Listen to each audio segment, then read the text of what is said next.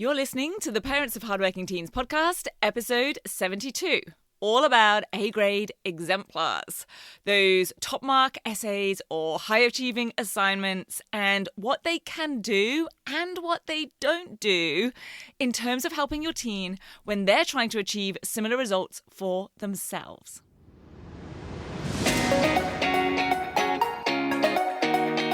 I'm Katie Jones, and with over 15 years in education as an award-winning high school teacher, international external examiner, and as a study coach, I've helped thousands of students skyrocket their results and confidence. And this podcast is where I share all my insights, tactics, and tips with you, the parent, so you can help your hardworking teen get happy, smart, and successful in their study, and have you both enjoy the journey along the way. This is the Parents of Hardworking Teens podcast.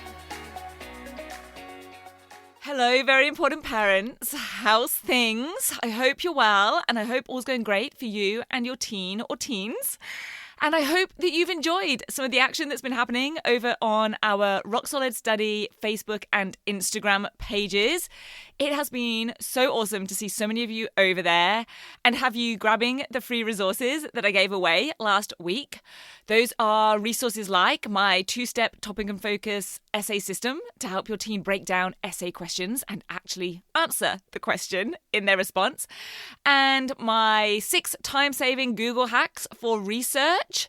That's in there as well. So if you haven't been and done that yet, then go and check out the week of posts from Monday the 9th to Friday the 13th of October and find the 5 gift posts and comment below them. And yes, you can totally be greedy, as one parent put it, and grab all 5 of them.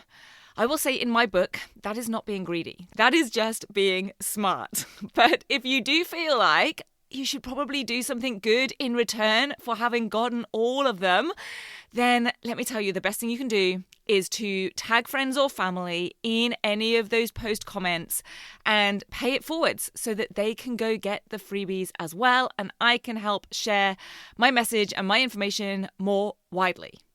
And quick reminder, we also have over on the socials my monthly live open Q&A session. It is happening on the Facebook page live tomorrow evening in relation to when this episode drops. So that's Wednesday, and it's going to be a bit of an exam special. So definitely come and join me for that. And in the meantime, or if you're listening to this afterwards, to bring all of this back around to this podcast episode, you can go onto the Facebook or Instagram pages and find the post that I shared recently about A-grade exemplars. Now, you'll easily find it because the image I used for it was one of those amusing nailed it photos with what the amazing cake was supposed to look like and then what someone's actual home attempt looked like. I've got to tell you, my guilty pleasure is with those nailed it cake photos. I don't know why, but they literally just make me laugh out loud. And I laughed so much the first time I saw one years ago. So this was a bit of an excuse to share one of those. And by the way, I'm certain that any attempt that I was ever to make, which is pretty unlikely, would be right up there with those disasters. So I'm allowed to laugh at them. I'm laughing with them, not at them. Well, a little bit at them. But anyway, the whole point of that post was to demonstrate the difference between just seeing and understanding what an A-grade piece looks like and feels like and how it is done, and actually then producing an A-grade piece for yourself. And they are often 2 very different things. So I thought it might be helpful to share my thoughts and experience around this, because over the years, I've had so many students either ask me if they can see an A-grade exemplar for whatever it is that we're working on, or tell me that they've been given a model answer for a similar project or question that they're working on to help them.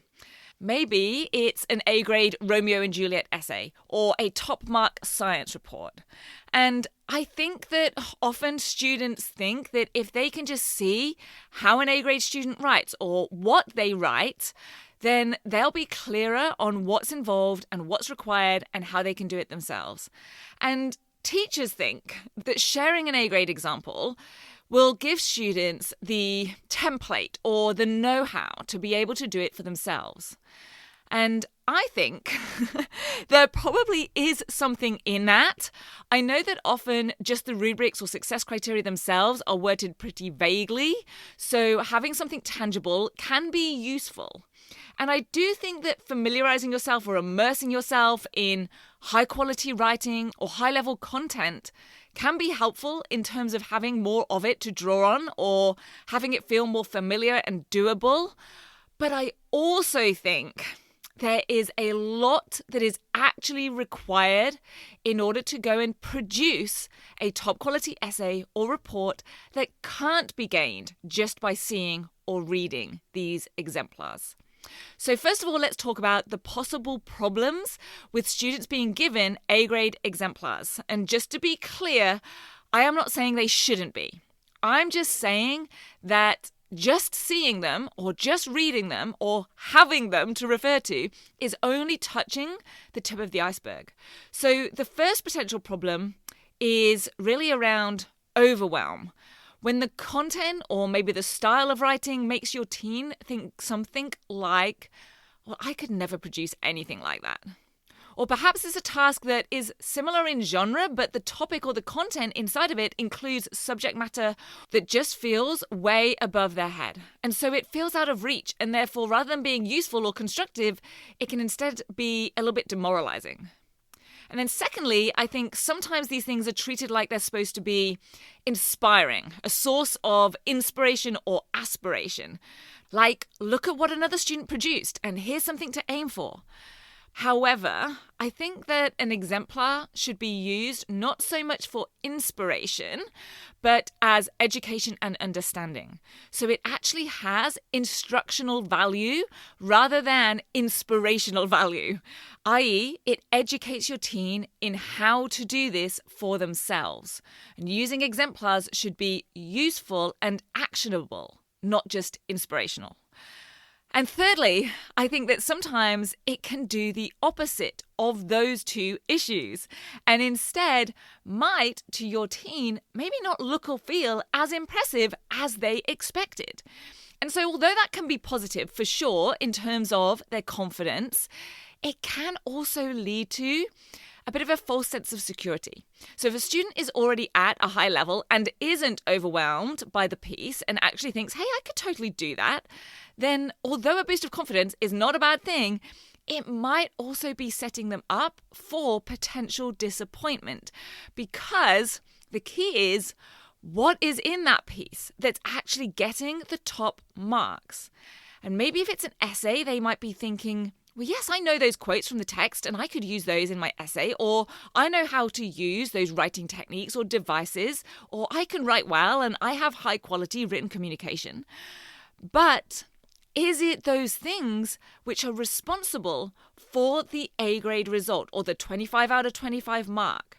Partly, most likely, but it will also be the things like the linkages that have been made in the analysis, or the trigger words that have been used in the comparison, or the way that the students used linking sentences in each paragraph to relate directly back to the question or their thesis statement and not just to the next paragraph. And these things aren't always as easy or as obvious to see as a student when you're just reading through it. And this is where the gold is. It's in dissecting that response and aligning every element with the mark scheme. And side note, you don't always need to use an actual A-grade exemplar or a full mark response in order to do that. Because when I was teaching in Sydney, I had a Year 11 Society and Culture class, and they had completed a practice exam paper, which included an essay question at the end. And after I'd marked all of the papers, I then spent with this class a whole double lesson dissecting some of their responses that they'd actually written for that essay question. So I want to share with you exactly what we did. And by the way, I will say I do not remember every lesson I've ever taught in this amount of detail that I'm going to share with you, I can tell you, but you will find out in a moment why this lesson has stuck with me so clearly in my memory. So, when I had finished marking, I strategically selected and anonymized 3 essays that different students had written. I photocopied these for each student, and then we went through with a fine-toothed comb what got marks and what didn't, what met a criteria here and why it didn't meet it there. Now, I will be honest, it was a fairly dry lesson, shall we say, in terms of there weren't lots of interactive activities or exciting resources, but I did break everything down into mini segments and actual tasks and guidance. So it wasn't just a case of what I often see happen, which is students are just told to read through this example, or, okay, now peer mark this with a friend, or mark it and see what you think this got. We actually separated out specific criteria in the syllabus, matched them up with specific descriptors for that question. That was a subtask in itself. We broke down the wording of the A grade descriptors versus the B grade descriptors versus the C grade ones, and determined exactly what the difference was at each level and exactly what that would look like, what that actually included or didn't include in an actual response. And then they had to specifically find where paragraph 1B, let's say, had it. So that would be anonymized SAB, body paragraph 1, and where paragraph 2C had it. And why? Specifically, what told the marker that, yes, they had hit this criteria, or what needed to be done instead if it didn't. We pulled it all apart and then put it back together again in our brains in a way that totally made sense, so that the students knew exactly where each mark had been allocated and why, and how this related to their own writing. So it did take a lot of prep beforehand by me to consider what are going to be the best examples of each of the criteria. And I don't necessarily mean the best examples in terms of the top marks, although some of them definitely were, but also the best examples to show this is why this did get a mark and this is why this didn't hit that criteria. So they knew where each of the criteria were, and I could share this really tangibly with the students. And I was willing to put in that prep because I knew it would be really worthwhile if they could get all of this insight and build all of these skills in dissection and detective work for themselves. Because, and this is another issue to consider, they were, of course, never going to get that exact same question ever again. So they needed to know how to respond at a certain level in a particular way, not just learn a perfect answer to a particular question. And I was a little bit lucky here. It was a good class and it was a relatively small class size. I think I only had about 13 or 14 students in that class. And of course, they'd chosen the subject, all of which, in my opinion at least, help. But I was still a bit worried that they were just going to find it a bit dull getting stuck in among the weeds, because I know I love this stuff and I find it super interesting and useful, but I'm not going to kid myself that students are going to be just as excited about mark schemes and the wording of questions and dissecting specific words in sentences. Sometimes it gets down to that level. So given that this wasn't the most singing and dancing lesson that I'd ever planned in my life, I wasn't really sure how it was going to go. And as we got about 3/4, I would say, of the way through the lesson, and we'd gone through some of the different actions and activities and tasks, one student put down her highlighter, and I vividly remember she kind of slapped both her hands down flat on the desk. And of course, I looked across and paused, waiting to see what version of, oh my gosh, this is so boring, or why are we doing this, I might be about to hear come from her mouth. And she just said, "Miss, this is gold."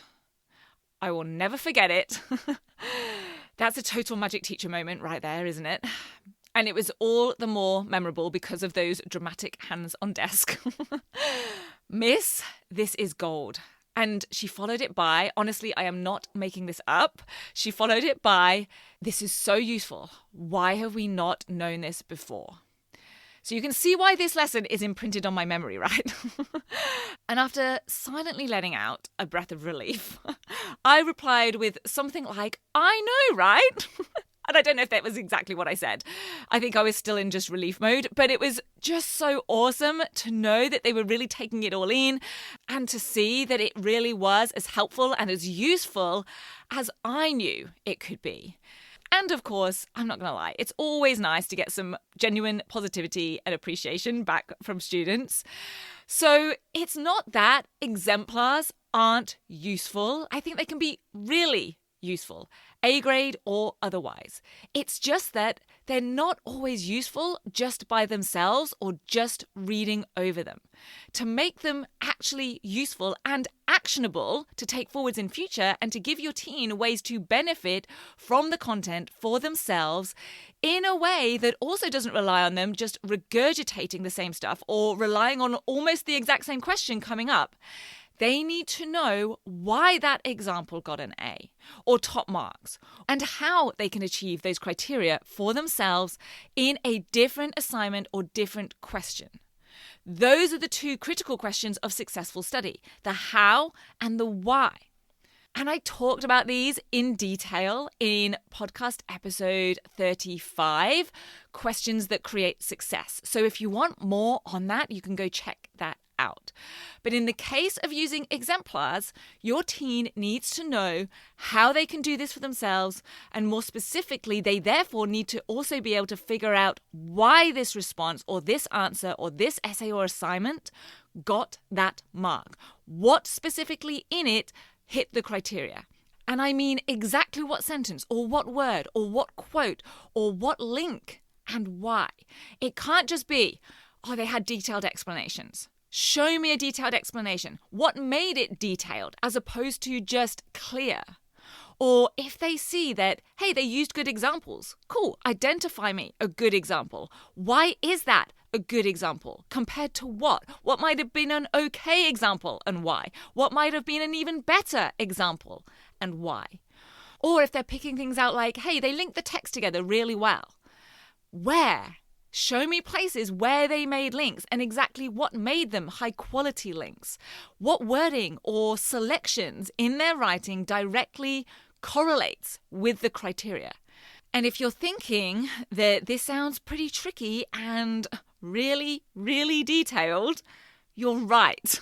It is, which is why it can be so valuable to have expert guidance in doing it, to have help breaking everything down, both the criteria and the response, which is why we do a lot of this in my advanced trainings and in our coaching. But what I hope you can get from this podcast is what are some of the things to actually look for, some of the ways to really dissect and pull things apart rather than just reading through the essay or the report or the exam response as a whole. Because I can tell you that, yes, as markers, we do consider a response as a whole, but we also consider the flow of ideas and how they build and how they connect and whether a thesis is supported and sustained all the way through, and if there's high quality written communication and if that is maintained throughout. But we absolutely also then get into the nitty-gritty detail on specific sentences, specific links, even individual words sometimes that determine whether a top criteria has been met. Or if it's actually the criteria below that best matches. And yes, we have to be able to justify those decisions. We have to be able to explain the why. Explain our judgments with evidence from what's on the page. So the more skilled that your teen becomes in being able to do this for themselves, the more valuable an A grade or any other grade exemplar is going to be, and the more likely that they will be able to put into practice and successfully and confidently achieve those outcomes for themselves in any task in future. Thank you so much for listening. I really appreciate you being here with me, and I will see you back here again on the podcast next week. Have a brilliant week. Bye-bye. If you're ready to have your teen achieve their best possible results with less stress, then I want to invite you to enroll them in the 10-week Grade Transformation Program, where they're going to learn the key concepts, skills, and strategies to catapult their performance in assessments and exams. It's risk-free. They either achieve bigger and better results with a whole lot more confidence in 10 weeks, or we refund you in full. Just head over to www.rocksolidstudy.com/program, and I'll see you there.